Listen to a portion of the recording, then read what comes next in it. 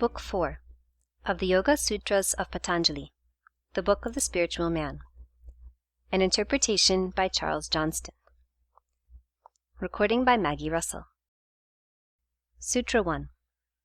Psychic and spiritual powers may be inborn, or they may be gained by the use of drugs, or by incantations, or by fervor, or by meditation. Spiritual powers have been enumerated and described in the preceding section.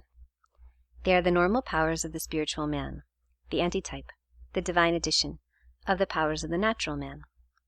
Through these powers, the spiritual man stands, sees, hears, speaks in the spiritual world, as the physical man stands, sees, hears, speaks in the natural world. There is a counterfeit presentment of the spiritual man in the world of dreams, a shadow lord of shadows, who has his own dreamy powers of vision, of hearing, of movement. He has left the natural without reaching the spiritual. He has set forth from the shore, but has not gained the further verge of the river. He is borne along by the stream, with no foothold on either shore. Leaving the actual, he has fallen short of the real, caught in the limbo of vanities and illusions. The cause of this aberrant phantasm is always the worship of a false, vain self, the lord of dreams, within one's own breast. This is the psychic man, lord of delusive and bewildering psychic powers. Spiritual powers, like intellectual or artistic gifts, may be inborn, the fruit, that is, of seeds planted and reared with toil in a former birth.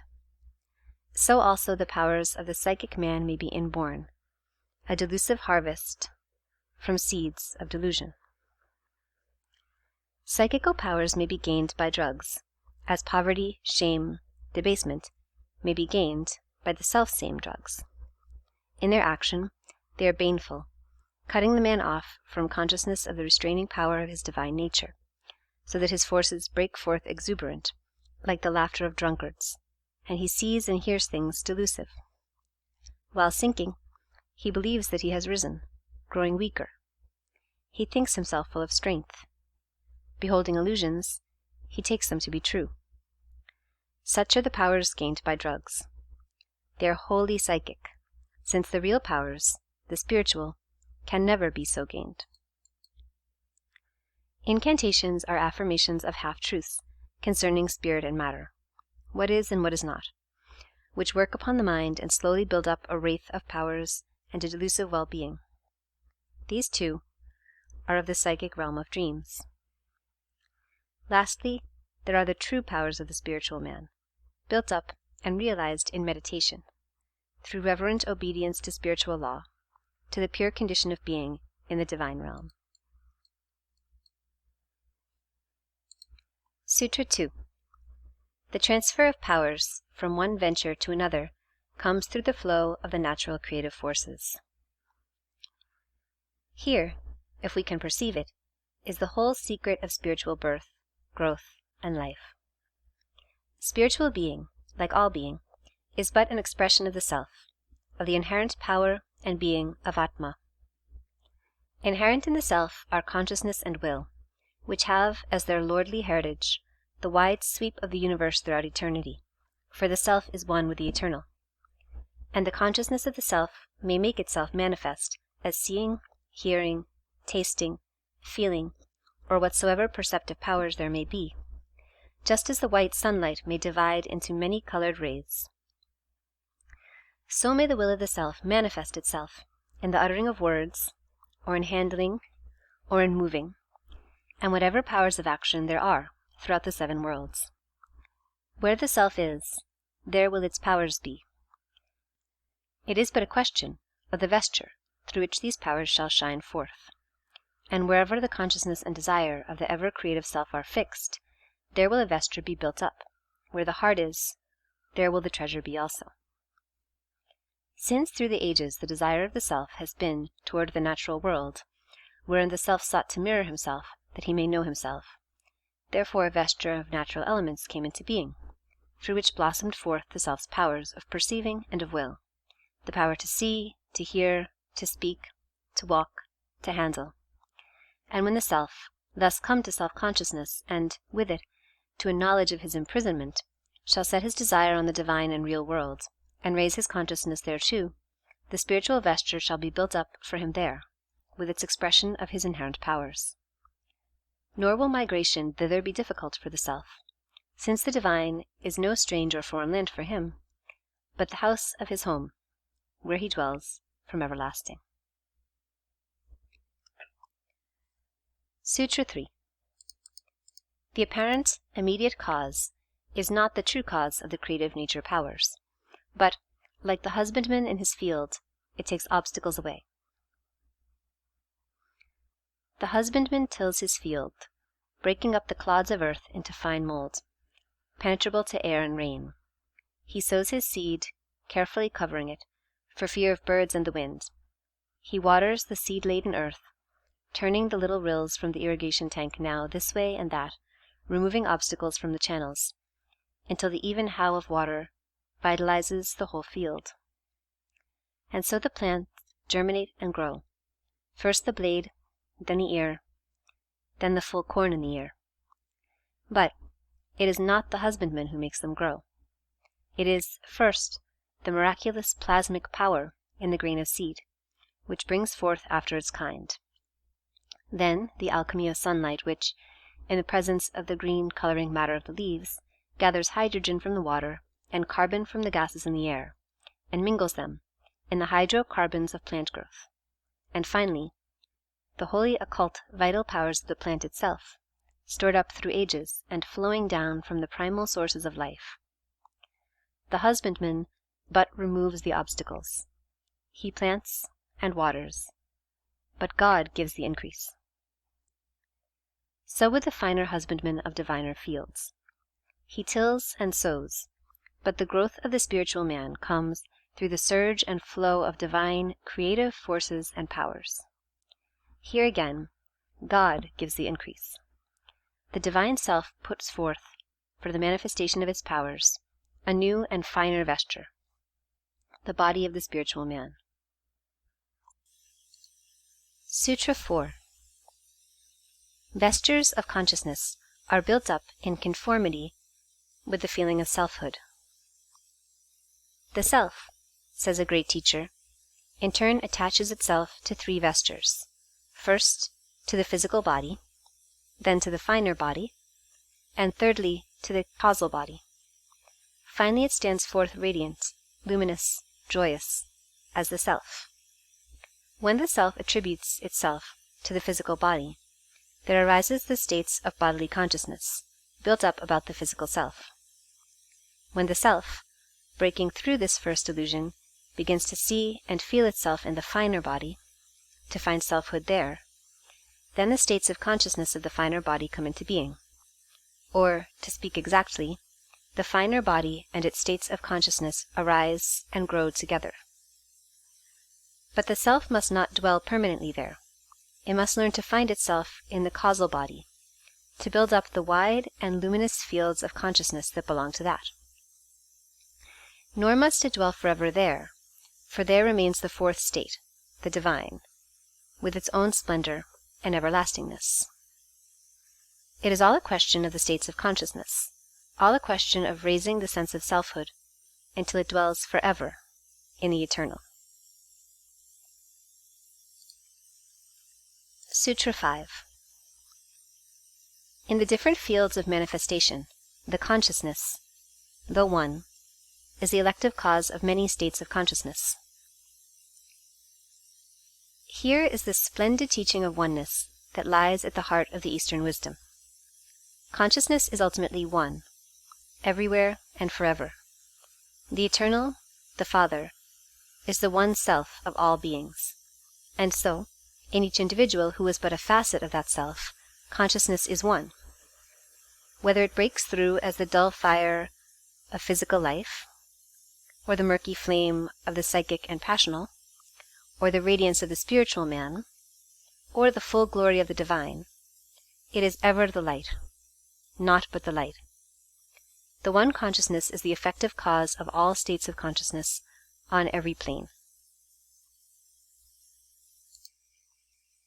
Sutra 6. Among states of consciousness, that which is born of contemplation is free from the seed of future sorrow. Where the consciousness breaks forth in the physical body, and the full play of bodily life begins, its progression carries with it inevitable limitations.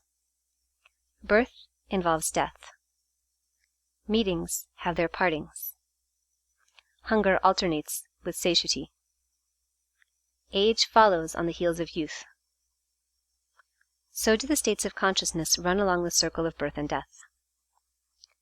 With the psychic, the alternation between prize and penalty is swifter. Hope has its shadow of fear, or it is no hope. Exclusive love is tortured by jealousy. Pleasure passes through deadness into pain. Pain surcease brings pleasure back again. So here, too, the states of consciousness run their circle.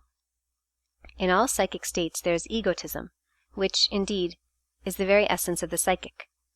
And where there is egotism, there is ever the seed of future sorrow. Desire carries bondage in its womb. But where the pure spiritual consciousness begins, free from self and stain, the ancient law of retaliation ceases. The penalty of sorrow lapses, and is no more imposed. The soul now passes, no longer from sorrow to sorrow, but from glory to glory. Its growth and splendor have no limit. The good passes to better, best. Sutra 7. The works of followers after union make neither for bright pleasure nor for dark pain. The works of others make for pleasure or pain, or a mingling of these. The man of desire wins from his works the reward of pleasure, or incurs the penalty of pain.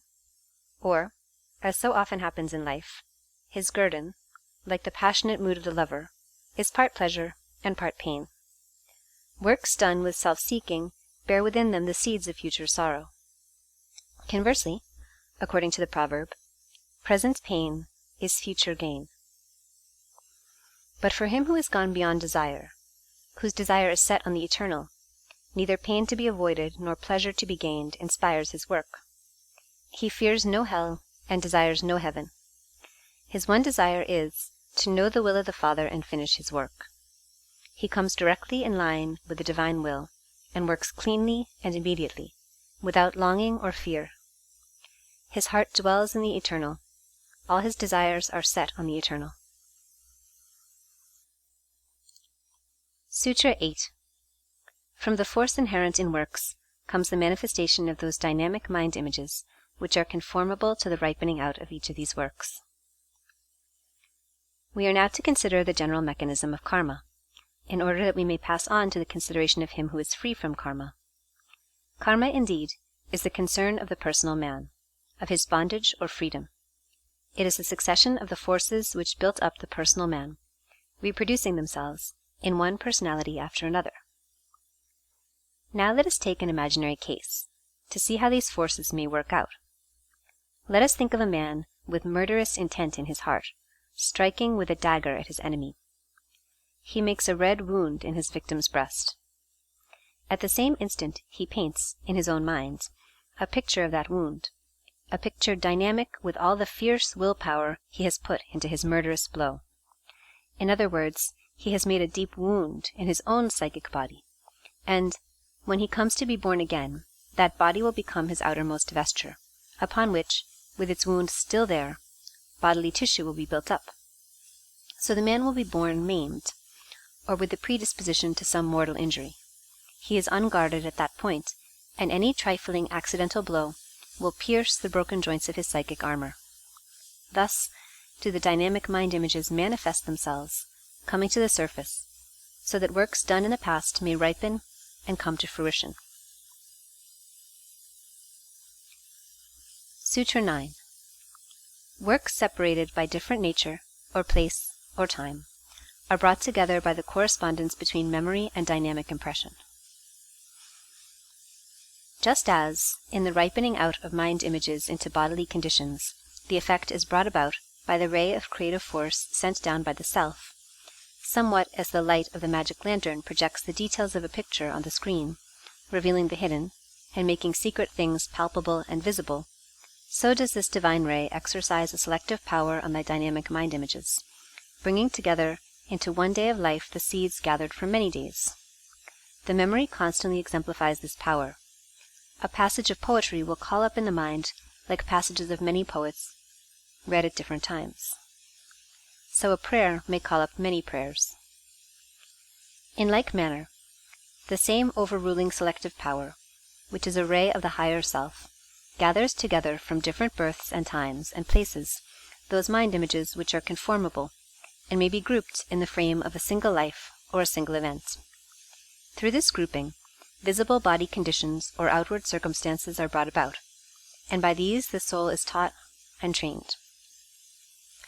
Just as the dynamic mind images of desire ripen out in bodily conditions and circumstances, so the far more dynamic powers of aspiration, wherein the soul reaches toward the eternal, have their fruition in a finer world, building the vesture of the spiritual man. Sutra 10. The series of dynamic mind images is beginningless, because desire is everlasting. The whole series of dynamic mind images, which make up the entire history of the personal man, is a part of the mechanism which the self employs to mirror itself in a reflection, to embody its powers in an outward form, to the end of self-expression, self-realization, self-knowledge. Therefore, the initial impulse behind these dynamic mind images comes from the self, and is the descending ray of the self, so that it cannot be said that there is any first member of the series of images from which the rest arose. The impulse is beginningless, since it comes from the self, which is everlasting. Desire is not to cease, it is to turn to the eternal, and so become aspiration.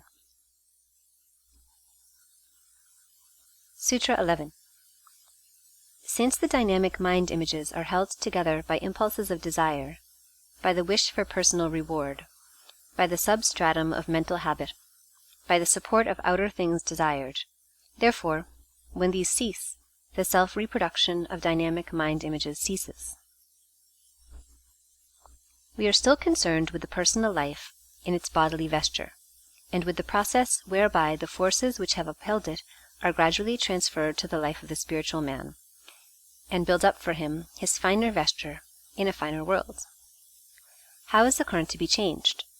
How is the flow of self-reproductive mind images, which have built the conditions of life after life in this world of bondage, to be checked, that the time of imprisonment may come to an end, the day of liberation dawn? The answer is given in the sutra just translated. The driving force is withdrawn and directed to the upbuilding of the spiritual body. When the building impulses and forces are withdrawn, the tendency to manifest a new psychical body, a new body of bondage, ceases with them.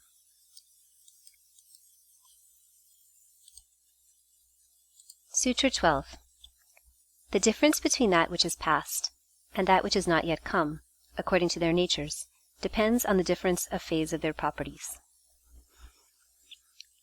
Here we come to a high and difficult matter, which has always been held to be of great moment in the Eastern wisdom, the thought that the division of time into past, present, and future is, in great measure, an illusion, that past, present, future all dwell together in the eternal now. The discernment of this truth has been held to be so necessarily a part of wisdom, that one of the names of the enlightened is, he who has passed beyond the three times, past, present, future. So the Western Master said, before Abraham was, I am, and again, I am with you always, unto the end of the world, using the eternal present for past and future alike. With the same purpose, the Master speaks of himself as the Alpha and the Omega, the beginning and the end, the first and the last. And a master of our own days writes, I feel even irritated at having to use these three clumsy words, past, present, and future. Miserable concepts of the objective phases of the subjective whole. They are about as ill adapted for the purpose as an axe for fine carving. In the eternal now, both past and future are consummated. Björklund, the Swedish philosopher, has well stated the same truth. Neither past nor future can exist to God. He lives undividedly, without limitations, and needs not, as man, to plot out his existence in a series of moments. Eternity, then, is not identical with unending time. It is a different form of existence, related to time as the perfect to the imperfect. Man, as an entity for himself, must have the natural limitations for the part. Conceived by God, man is eternal in the divine sense, but conceived by himself, man's eternal life is clothed in the limitations we call time. The eternal is a constant present, without beginning or end, without past or future. Sutra 13. These properties, whether manifest or latent, are of the nature of the three potencies. The three potencies are the three manifested modifications of the one primal material, which stands opposite to perceiving consciousness. These three potencies are called substance, force, darkness, or viewed rather for their moral coloring, goodness, passion, inertness. Every material manifestation is a projection of substance into the empty space of darkness. Every mental state is either good, or passional, or inert. So, whether subjective or objective, latent or manifest, all things that present themselves to the perceiving consciousness are compounded of these three.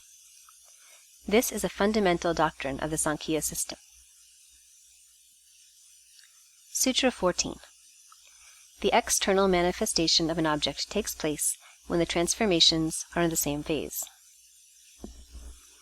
We should be inclined to express the same law by saying, for example, that a sound is audible when it consists of vibrations within the compass of the auditory nerve, that an object is visible when either directly or by reflection it sends forth luminiferous vibrations within the compass of the retina and the optic nerve.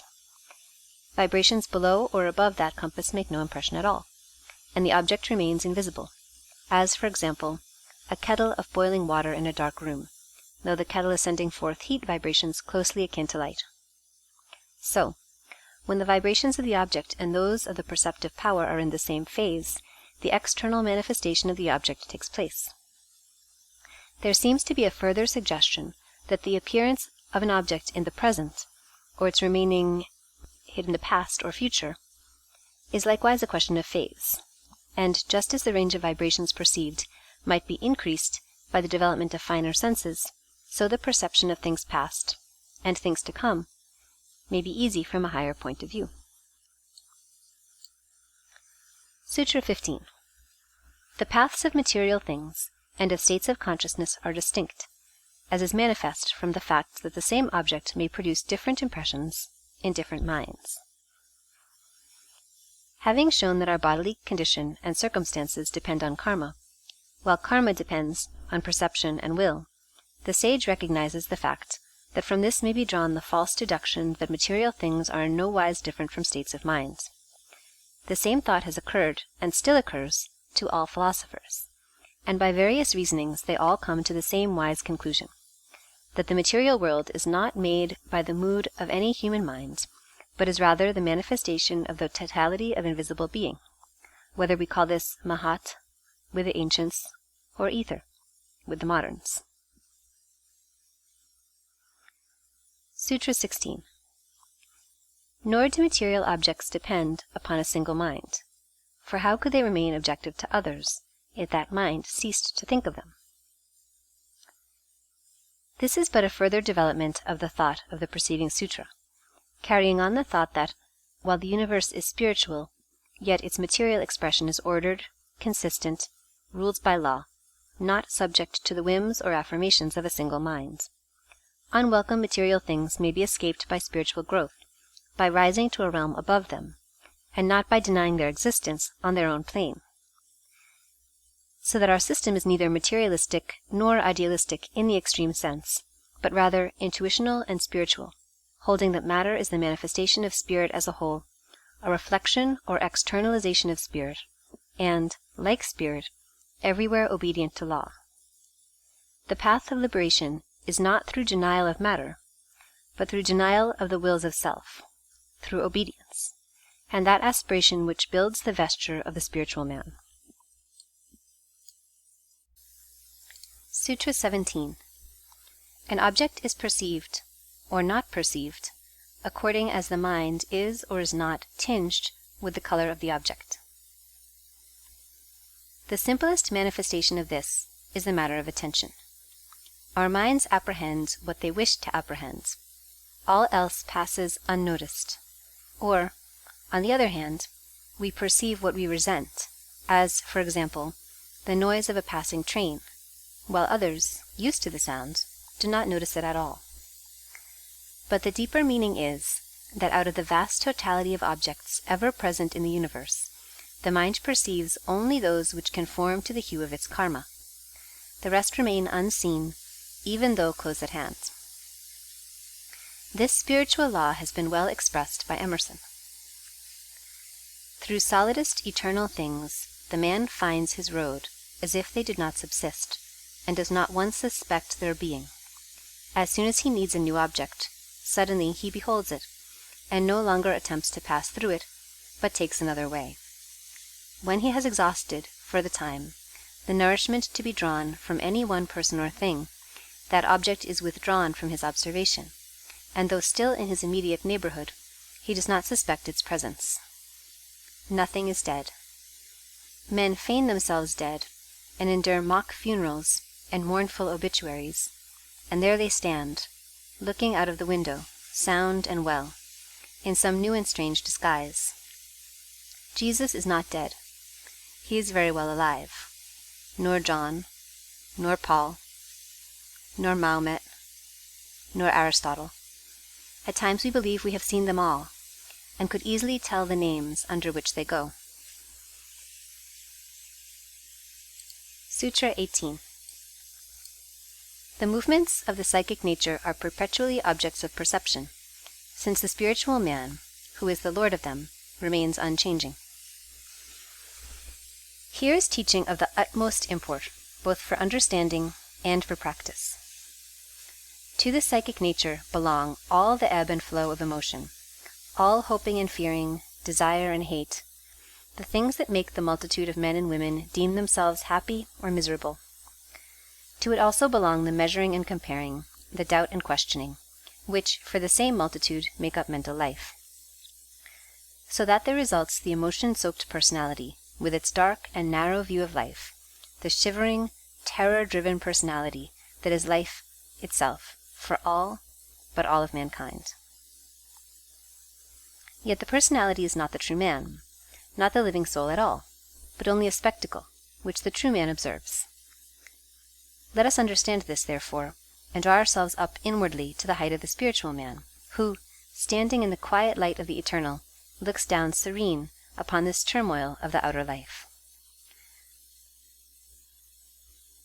One first masters the personality, the mind, by thus looking down on it from above, from within, by steadily watching its ebb and flow, as objective, outward, and therefore not the real self. This standing back is the first step, detachment. The second, to maintain the vantage ground thus gained, is recollection. Sutra 19. The mind is not self-luminous, since it can be seen as an object. This is a further step toward overthrowing the tyranny of the mind, the psychic nature of emotion and mental measuring. This psychic self, the personality, claims to be absolute, asserting that life is for it and through it. It seeks to impose on the whole being of man its narrow, materialistic, faithless view of life and the universe. It would clip the wings of the soaring soul. But the soul dethrones the tyrant by perceiving and steadfastly affirming that the psychic self is no true self at all, not self-luminous, but only an object of observation, watched by the serene eyes of the spiritual man. Sutra 20. Nor could the mind at the same time know itself and things external to it. Sutra 20. Nor could the mind at the same time know itself and things external to it. The truth is that the mind knows neither external things nor itself. Its measuring and analyzing, its hoping and fearing, hating and desiring, never give it a true measure of life, nor any sense of real values. Ceaselessly active, it never really attains to knowledge, or, if we admit its knowledge, it ever falls short of wisdom, which comes only through intuition, the vision of the spiritual man. Life cannot be known by the mind. Its secrets cannot be learned through the mind. The proof is the ceaseless strife and contradictions of opinion among those who trust in the mind. Much less can the mind know itself, the more so because it is pervaded by the illusion that it truly knows, truly is. True knowledge of the mind comes, first, when the spiritual man, arising, stands detached, regarding the mind from above, with quiet eyes, and seeing it for the tangled web of psychic forces that it truly is. But the truth is divined long before it is clearly seen, and then begins the long battle of the mind against the real, the mind fighting doggedly, craftily, for its supremacy. Sutra 21. If the mind be thought of as seen by another more inward mind, then there would be an endless series of perceiving minds, and a confusion of memories. One of the expedients by which the mind seeks to deny and thwart the soul, when it feels that it is beginning to be circumvented and seen through, is to assert that this seeing is the work of a part of itself, one part observing the other, and thus leaving no need nor place for the spiritual man. To this strategy the argument is opposed by our philosopher, that this would be no true solution, but only a postponement of the solution. For we should have to find yet another part of the mind to view the first observing part, and then another to observe this, and so on, endlessly. The true solution is that the spiritual man looks down upon the psychic nature, and observes it. When he views the psychic pictures gallery, this is memory, which would be a hopeless, inextricable confusion if we thought of one part of the mind with its memories viewing another part with memories of its own. The solution of the mystery lies not in the mind, but beyond it, in the luminous life of the risen Lord, the spiritual man. Sutra 22.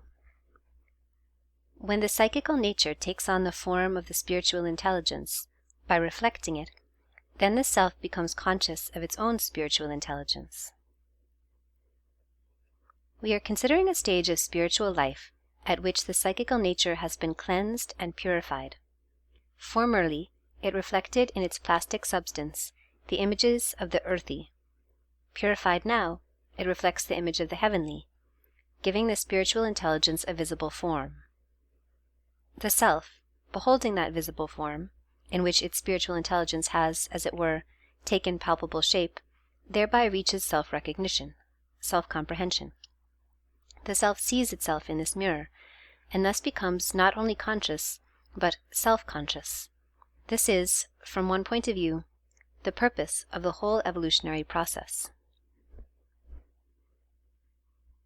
Sutra 23. The psychic nature, taking on the color of the seer and of things seen, leads to the perception of all objects.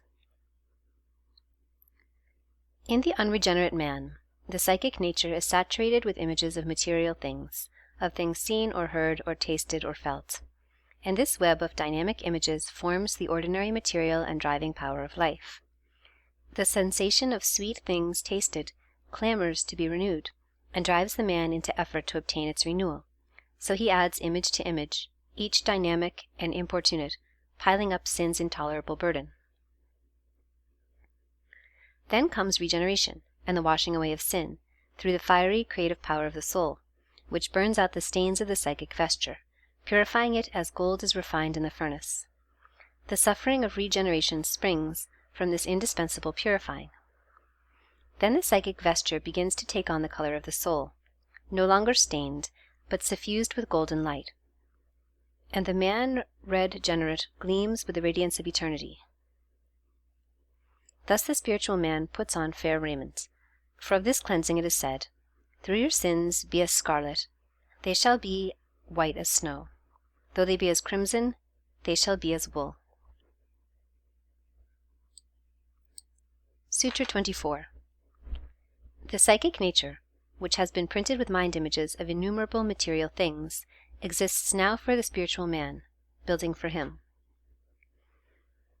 The mind, once the tyrant, is now the slave, recognized as outward, separate, not self, a well-trained instrument of the spiritual man. For it is not ordained for the spiritual man that, finding his high realm, he shall enter altogether there and pass out of the vision of mankind. It is true that he dwells in heaven, but he also dwells on earth. He has angels and archangels, the hosts of the just made perfect, for his familiar friends. But he has at the same time found a new kinship with the prone children of men, who stumble and sin in the dark. Finding sinlessness, he finds also that the world's sin and shame are his, not to share but to atone. Finding kinship with angels, he likewise finds his part in the toil of angels, the toil for the redemption of the world. For this work, he, who now stands in the heavenly realm, needs his instrument on earth. And this instrument he finds, ready to his hand, and fitted and perfected by the very struggles he has waged against it, in the personality, the mind of the personal man. This once tyrant is now his servant and perfect ambassador, bearing witness before men of heavenly things, and even in this present world doing the will and working the works of the Father. Sutra 25.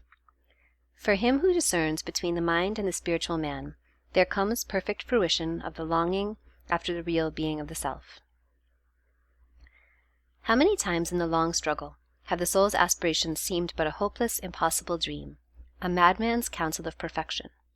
Yet every finest, most impossible aspiration shall be realized, and 10 times more than realized, once the long, arduous fight against the mind and the mind's worldview is won. And then it will be seen that unfaith and despair were but weapons of the mind to daunt the soul, and put off the day when the neck of the mind shall be put under the foot of the soul. Have you aspired well nigh hopeless after immortality? Ye shall be paid by entering the immortality of God. Have you aspired in misery and pain after consoling, healing love? You shall be made a dispenser of the divine love of God himself to weary souls. Have you sought ardently, in your day of feebleness, after power? You shall wield power immortal, infinite, with God working the works of God.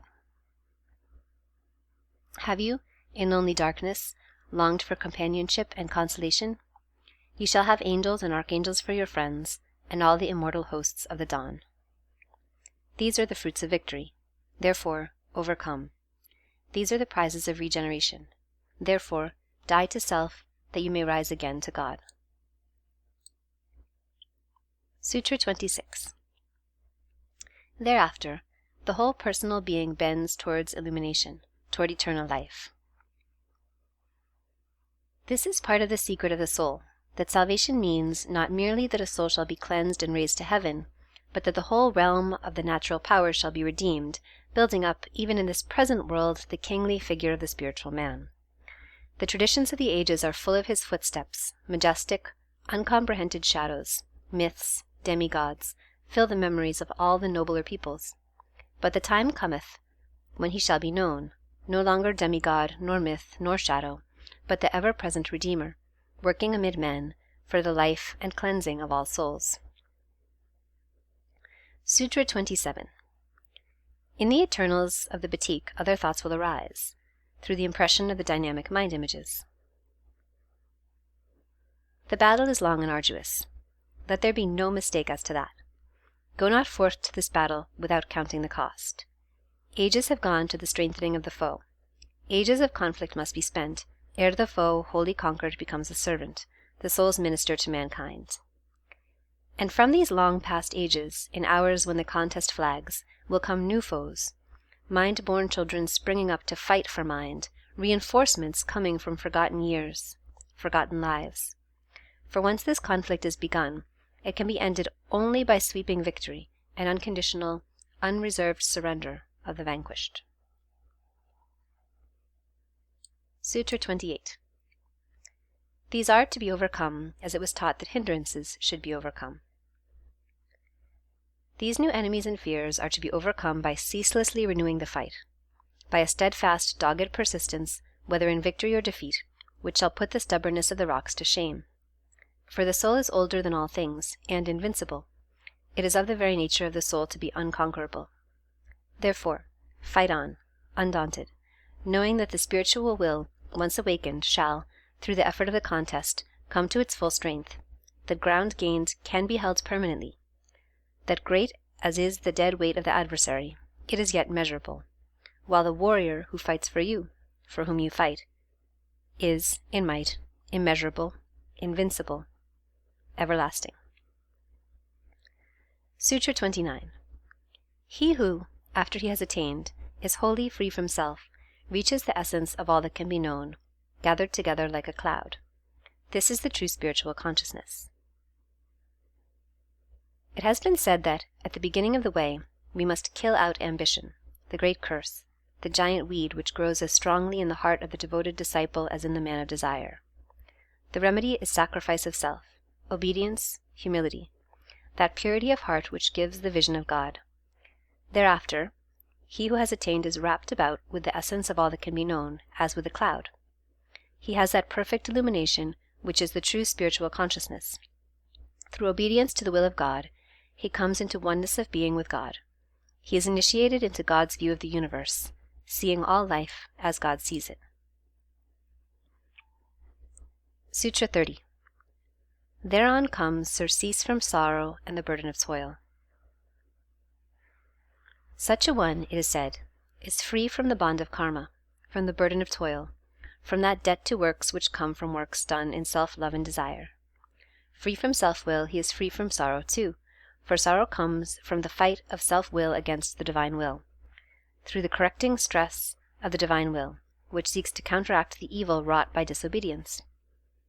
When the conflict with the divine will ceases, then sorrow ceases, and he who has grown into obedience thereby enters into joy. Sutra 31. When all veils are rent, all stains washed away, his knowledge becomes infinite. Little remains for him to know. The first veil is the delusion that thy soul is in some permanent way separate from the great soul, the divine eternal. When that veil is rent, thou shalt discern thy oneness with everlasting life. The second veil is the delusion of enduring separateness from thy other selves, whereas, in truth, the soul that is in them is one with the soul that is in thee. The world's sin and shame are thy sin and shame, its joy also. These veils rent, thou shalt enter into knowledge of divine things and human things. Little will remain unknown to thee. Sutra 32. Thereafter comes the completion of the series of transformations of the three nature potencies, since their purpose is attained. It is a part of the beauty and wisdom of the great Indian teachings, the Vedanta and the Yoga alike, to hold that all life exists for the purposes of the soul, for the making of the spiritual man. They teach that all nature is an orderly process of evolution, leading up to this, designed for this end, existing only for this, to bring forth and perfect the spiritual man. He is the crown of evolution. At his coming, the goal of all development is attained. Sutra 33. The series of transformations is divided into moments. When the series is completed, time gives place to duration. There are two kinds of eternity, says the commentary: the eternity of immortal life, which belongs to the spirit, and the eternity of change, which inheres in nature, in all that is not spirit. While we are content to live in and for nature, in the circle of necessity, samsara, we doom ourselves to perpetual change.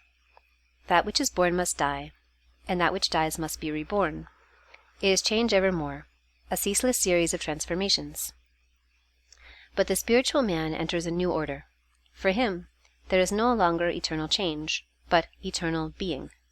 He has entered into the joy of his Lord. This spiritual birth, which makes him heir of the everlasting, sets a term to change.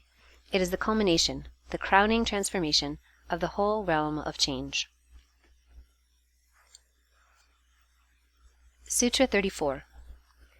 Pure spiritual life is, therefore, the inverse resolution of the potencies of nature, which have emptied themselves of their value for the spiritual man, or it is the return of the power of pure consciousness to its essential form. Here we have a splendid generalization, in which our wise philosopher finally reconciles the naturalists and the idealists, expressing the crown and end of his teaching, first in the terms of the naturalist, and then in the terms of the idealist. The birth and growth of the spiritual man, and his entry into his immortal heritage, may be regarded, says our philosopher, either as the culmination of the whole process of natural evolution and involution, where that which flowed from out the boundless deep turns again home, or it may be looked at, as the Vedantins look at it, as the restoration of pure spiritual consciousness to its pristine and essential form. There is no discrepancy or conflict between these two views, which are but two accounts of the same thing. Therefore, those who study the wise philosopher, be they naturalist or idealist, have no excuse to linger over dialectic subtleties or disputes. These things are lifted from their path, lest they should be tempted to delay over them, and they are left facing the path itself, stretching upward and onward, from their feet to the everlasting hills, radiant with infinite light. End of the Yoga Sutras of Patanjali, the Book of the Spiritual Man. An interpretation by Charles Johnston.